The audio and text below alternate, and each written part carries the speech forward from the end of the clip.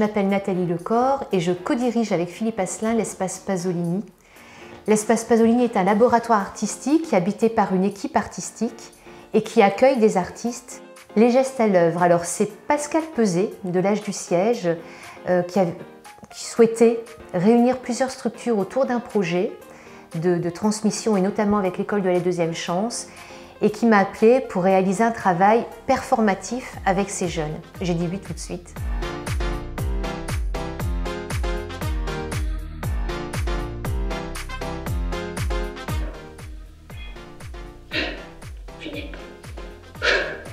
Je veux sentir votre corps, il est ferme, voyez. Vous voyez, bien armé, quoi. Vous êtes armé. Vous êtes armé de vous-même, quoi. Vous êtes armé.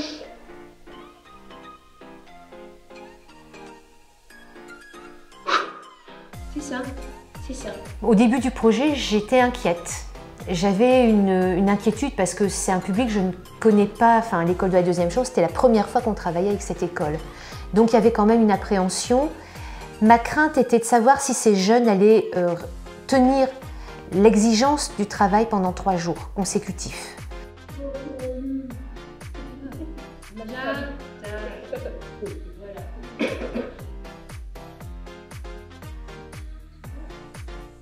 Caroline. Sullivan. On a l'habitude de dire. Caroline. Caroline. Voilà, t'accentues en fait. Caroline. Caroline. Bon, ben voilà.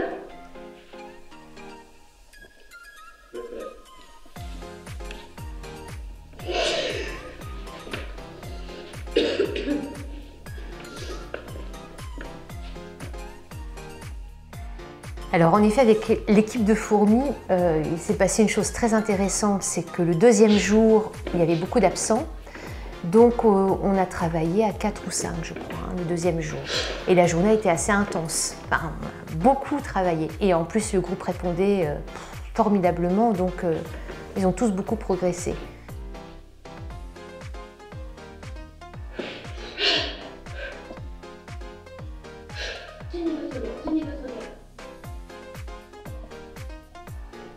Le corps, il doit être costaud, fort, affronter. On inspire. Vous retournez et déterminez votre marche. Le troisième jour, ceux du premier jour qui avaient raté le deuxième jour sont revenus. Et ce jour-là, en fait, ils ont découvert les progrès de leurs camarades sur la journée.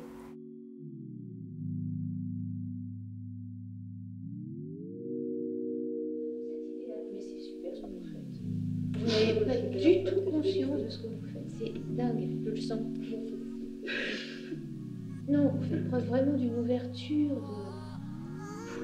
de voyager, quoi. Même Cindy est récalcitrante, mais finalement tu le fais, tu vois. Franchement, confiance. C'était très intense parce que ceux qui avaient vécu ce deuxième jour étaient fiers de montrer à leurs camarades à quel point ils avaient évolué. Ils avaient tellement évolué qu'ils ont réussi quand même à faire 20 minutes d'improvisation, qui dépassait d'ailleurs ma demande. Ils allaient même plus loin que ce que je leur avais demandé dans les consignes. Ils avaient réuni la voix, le corps, le rapport à l'objet aussi, qu'ils avaient complètement transformé. Enfin, ils créaient, quoi. Enfin, pour moi, ils innovaient, ils créaient, ils étaient vraiment acteurs du moment. Et donc le regard de ceux qui n'étaient pas là le deuxième jour était très puissant, bien sûr.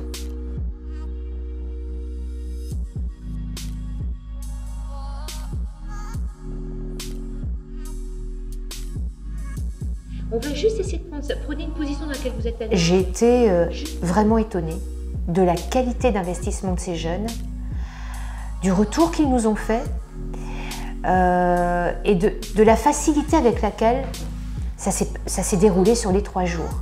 Donc vraiment, bravo à eux, parce que c'est des jeunes formidables, quoi. On a vraiment vécu avec les 3 groupes, les trois workshops ont été tous les 3 différents, mais tous les trois extrêmement constructifs. Chaud. Tort. Sur. Mais corps et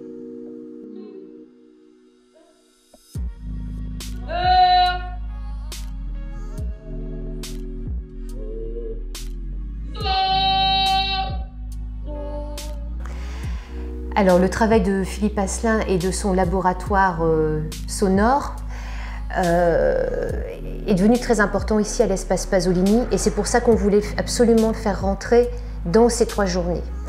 C'est un travail sur la découverte de la vibration, puisque ces gongs, ces tams, ces tam-tams vibrent, produisent du son par la vibration.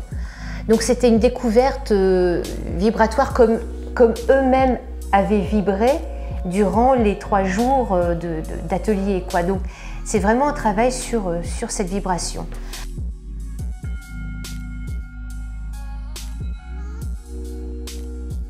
Toute cette découverte du laboratoire sonore de l'Espace Pasolini qui est menée par Philippe Asselin, il a été aussi important parce que ça leur a permis de découvrir que le son, c'est pas forcément de la musique.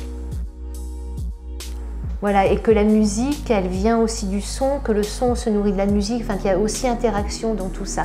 Ça leur a permis de découvrir un domaine entier, quoi, un univers.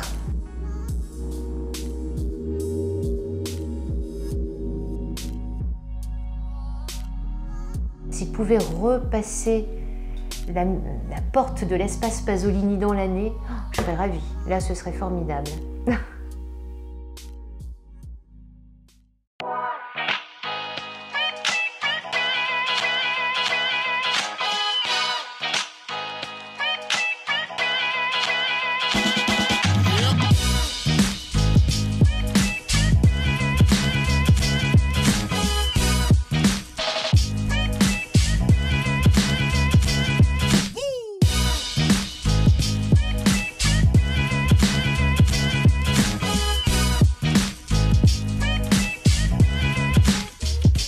Je m'appelle Mathilde Trottin, je suis designer intégrée au sein de l'écomusée de l'Avesnois.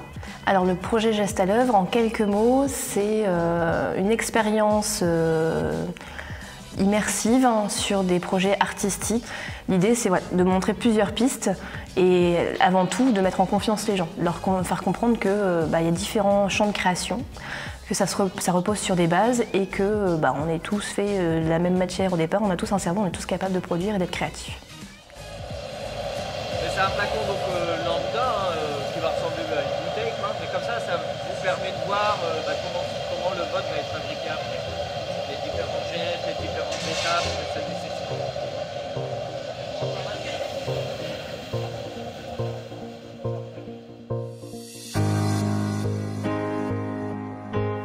À votre tour maintenant de vous présenter, dire un petit peu votre âge et ce que vous envisagez pour l'avenir. Je m'appelle Khalid. Attends, je m'appelle Skandri Khalid, j'ai 24 ans. Je suis pas célibataire. Dites-moi un peu si vous avez un projet professionnel. Ah, c'est mon projet professionnel Alors comment faire une bouteille de parfum en 3 jours? La recette elle est assez simple, c'est qu'on va réduire au minimum possible les étapes de fabrication et de production d'un objet. En fait, quand on travaille en tant que designer, on va avoir 3 étapes de travail. Ça va être une phase d'analyse, une phase de développement et une phase de prototypage et de conception. Donc le premier jour, on est sur la phase d'analyse où là, on va se dire quelle cible je choisis, quel univers je vais choisir, quelle marque je veux porter, qu'est-ce que je veux symboliser et comment je le formalise. Si vous avez un peu du mal à vous projeter, ce que je vous invite à faire, c'est qu'on a une collection de bouteilles de parfum déjà là-bas. Et essayez de voir sur les mots sur lesquels vous tiltez, les bouteilles de parfum déjà qui pourraient se rapprocher à cet univers-là. En termes de forme. Si on parle de douceur, qu'est-ce qui vous fait penser à la douceur sur la collection de parfums qu'on a là-bas? Si on est sur le mode naturel, pareil. Est-ce qu'il y a des flacons qui vous semblent porter plus l'image de quelque chose de naturel que d'autres? Par rapport de se présenter ça. D'accord. Voilà. Ça c'est M, c'est Melissa. I, c'est Ebtissam K Khalid. Ouais. Ah ok. Ah ouais, il y a bien. C'est bon? Joli. Ouais, c'est comme un enveloppe. Ouais, c'est très pertinent, je trouve, comme... Ça suit bien avec la forme un peu géométrique, justement, de la bouteille. C'est assez intéressant. Dans cette première phase, finalement, avec l'analyse, on s'approche déjà du verrier pour dire on part sur telle forme. Ça fait partie aussi de l'analyse de l'objet. Le verrier est capable de dire oui, non, c'est faisable, pas faisable, et on recadre pour la deuxième journée où là on est sur le développement. Du coup, pour l'atelier des gestes à l'œuvre, j'ai eu l'habitude en fait de le voir faire par mon collègue. Et là, c'était à mon tour de réaliser et d'essayer de coller au plus aux exigences des personnes de l'école de la deuxième chance. Le développement, c'est quoi? C'est choisir les coloris, revoir sa forme avec le verrier pour être au plus juste de ce qu'on veut, réfléchir au packaging qui est impliqué par la forme qu'on a choisie de son flacon, créer son univers, et le dernier jour, et là on a récupéré le flacon et son bouchon. On va faire le travail de finition à sa hauteur, parce que de toute façon effectivement c'est très court, 3 jours. Mais il y a une équipe qui va faire la finition sur l'objet, et il y a une équipe qui va être axée sur le packaging et sur sa communication. Et le but du jeu, c'est qu'à la fin des 3 jours, on soit en capacité de présenter le flacon avec le packaging en prise de vue professionnelle, donc en packshot sur un fond blanc. C'est assez stressant en fait d'avoir un cahier des charges, de voir en fait les étudiants qui nous regardent comme ça, qui même s'ils sont admiratifs, en fait ils attendent quand même quelque chose de nous. Ils attendent que le flacon ressemble quand même à leur dessin, à leurs exigences. Et oui, c'est assez stressant. L'expérience que j'en retire finalement, c'est que les outils sont finalement les outils de designer, et on fait avec ce qu'on a sous la main et on essaie de mettre en confiance comme on peut. Et en fait, c'est en étant dans le faire qu'on se met en confiance. Donc si j'avais un petit conseil à donner justement aux jeunes, c'est essayer d'avoir confiance en vous. N'ayez pas peur de l'échec et tentez les choses, quoi. Finalement, c'est par l'échec qu'on apprend plus que par la réussite, quoi.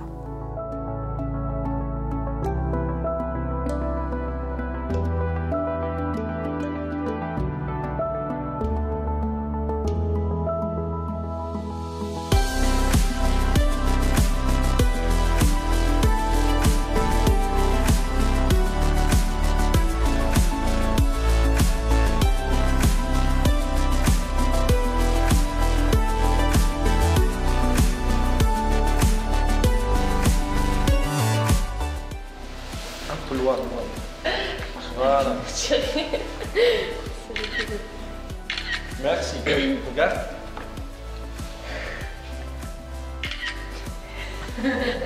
C'est bien. Vous mettez tout ça ici. Ok. Enchanté, Jules. Ouais, enchanté. Je peux oublier toi. Fais attention. Bonne continuation avec ton travail et bon courage.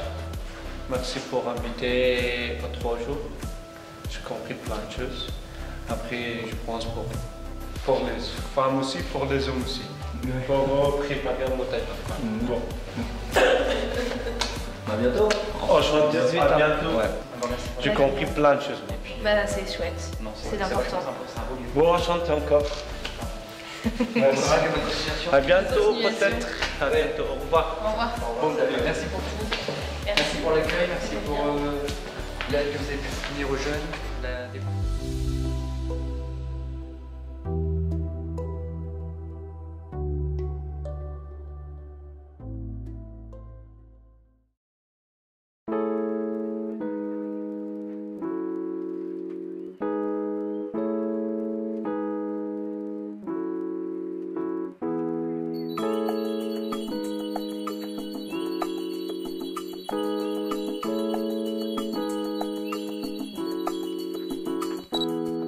Alors, je m'appelle Julien Laforge. J'ai une pratique de sculpture que je développe depuis un peu plus de 10 ans maintenant, en combinant des savoir-faire artisanaux et une pratique plus artistique de questionnements sculpturaux et de rapport de l'objet à son espace. Le projet des gestes à l'œuvre est né d'une invitation de l'Âge du Siège qui m'a proposé donc d'intervenir sur ce cycle d'ateliers. J'ai monté et pensé un atelier qui soit en lien avec la question du corps et de la fabrication. et qui permettent une combinaison de la question du geste et de la fabrication avec la question du corps et comment les deux peuvent interagir.